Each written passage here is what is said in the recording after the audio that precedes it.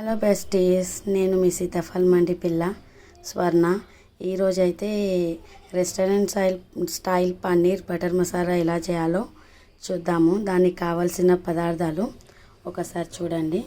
కాజు, fresh coriander leaves, ఇంకా మసాలా అనాస పువ్వు, దాల్చిన చెక్క, ఇలాచి, లవంగ, ఎండుమిర్చి, పచ్చిమిర్చి, బిర్యానీ ఆకు, fresh cream, curd, butter, tomato, onion and Kasturi methi, 250 grams paneer. ముందుగా కడిగి పెట్టుకున్న ఎండుమిర్చి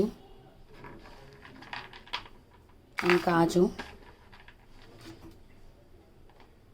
కొంచెం వాటర్ పోసి ఒక 2-3 మినిట్స్ నానబెట్టాలి. తర్వాత మనకు పేస్ట్ చేయడానికి స్మూత్ కన్సిస్టెన్సీ అయితే వస్తుంది. ఇప్పుడు మిక్సీ జారులోకి ఒక 3-4 చిన్నగా ఉన్నాయని నేను ఒక 5 పచ్చిమిర్చి తీసుకున్నాను. దాంతోపాటు టమాటాను కూడా యాడ్ చేయాలి.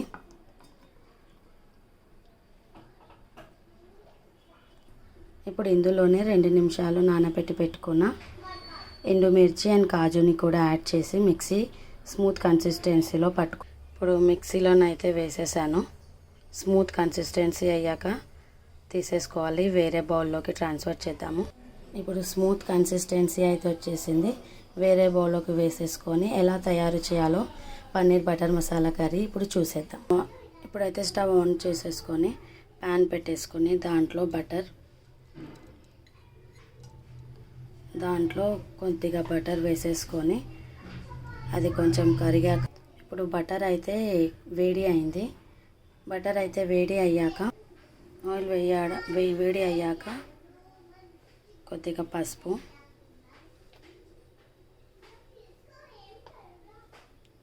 కొద్దిగా కారం, కొద్దిగా సాల్ట్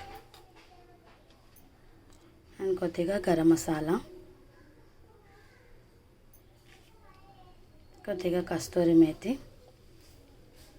వేసేసుకొని కొద్దిగా కలుపుకోవాలి.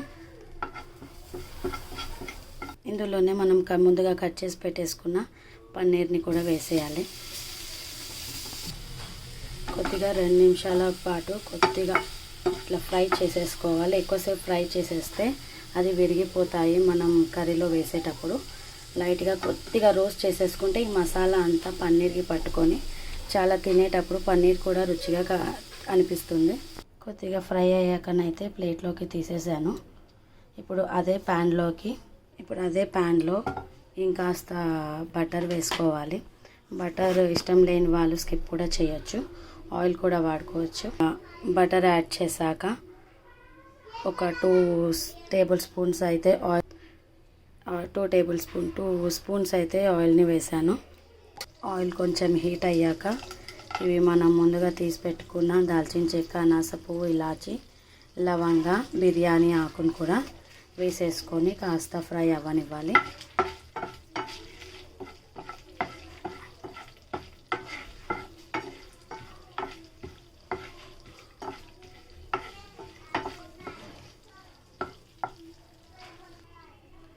ఇవి కాస్త ఫ్రై అయ్యాక అందులోనే మనం చిన్నగా కట్ చేసి పెట్టుకున్న ఆనియన్ని కూడా వేసేయాలి. ఆనియన్ కాస్త గోల్డెన్ కలర్ వచ్చేంత వరకు సిమ్లోనే కాస్త వేయించుకోవాలి.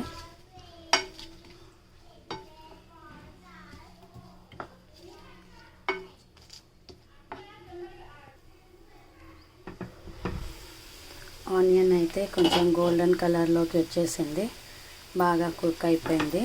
ఇప్పుడు దీంట్లో మసాలాలు యాడ్ చేసుకోవాలి. హల్దీ వేసేసుకుందాము, కొద్దిగంత కారం వేసేసుకుందాము. నేను 1/2 టేబుల్ స్పూనే వేసాను. ఆల్రెడీ ఎండుమిర్చి, పచ్చిమిర్చి కూడా వేసాను కదా. మీకు స్పైసీ ఎక్కువ తినేవాళ్ళు కాస్త 1.5 స్పూన్ వరకు కూడా వేసుకోవచ్చు. నేనైతే 1/2 స్పూనే వేసాను, పిల్లలు కూడా తింటారనేసి. దాంట్లోనే ఒక చిన్న స్పూన్తో ఒక 2 టేబుల్ స్పూన్స్ సాల్ట్ కూడా వేసేసుకోవాలి. ఆ స్పైసెస్ అన్నీ కొద్దిగా వేగాక 2 టేబుల్ స్పూన్ కర్డ్ కూడా వేసేసుకోవాలి. కర్డ్ వేసుకున్నాక కాస్త కలుపుకునేసి కర్డ్ వేసుకున్నాక మనం ముందుగా మిక్సీ పట్టి పెట్టుకున్న పచ్చిమిర్చి, కాజు, ఎండుమిర్చి అండ్ టమాటోస్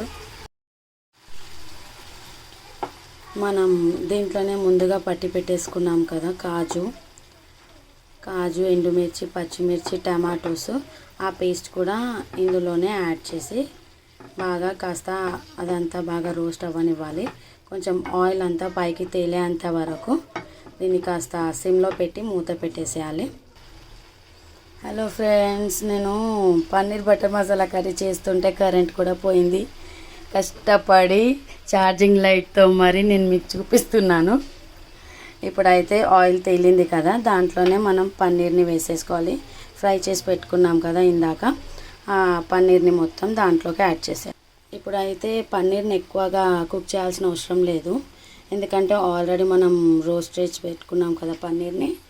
దాంట్లో కాస్త కస్తూరి మేతి వేసుకుంటే పన్నీర్ కర్రీలో కస్తూరి మేతి చాలా టేస్ట్ ఉంటుందండి. ఫ్రెష్ కొత్తిమీర కూడా కొద్దిగా వేస్తున్నానండి, కొద్దిగానే కలర్ఫుల్గా కనిపించడానికి ఫ్రెష్ కొత్తిమీర వేస్తున్నాను.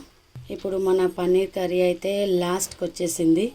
అంతా చేశాక ఒకటి వేయకపోతే ఎలా అండి, ఫ్రెష్ క్రీమ్ కూడా యాడ్ చేసుకుంటే ఇంకా టేస్ట్ బాగా ఉంటుంది.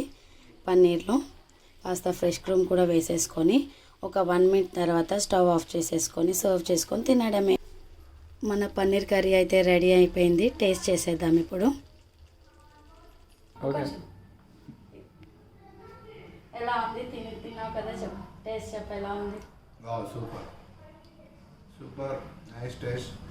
Thank you.